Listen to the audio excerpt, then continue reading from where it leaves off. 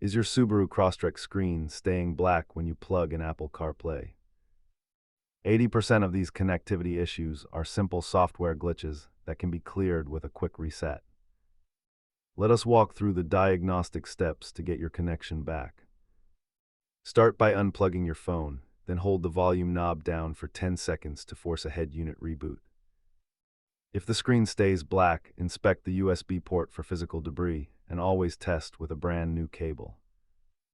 On your iPhone, go to CarPlay settings and remove the vehicle profile, then repair it as if it were brand new.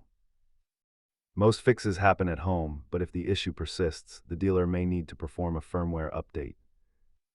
Hardware repairs are expensive, which is why ruling out cables and software settings is your most important step.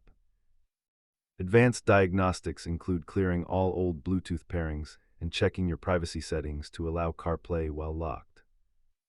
Keep a high-quality cable and compressed air to clean your ports in your glove box for quick troubleshooting. Remember that connectivity is often just a handshake protocol issue, so patience with the repairing process pays off. Try these steps today and get back to your music. Subscribe for more Subaru repair guides.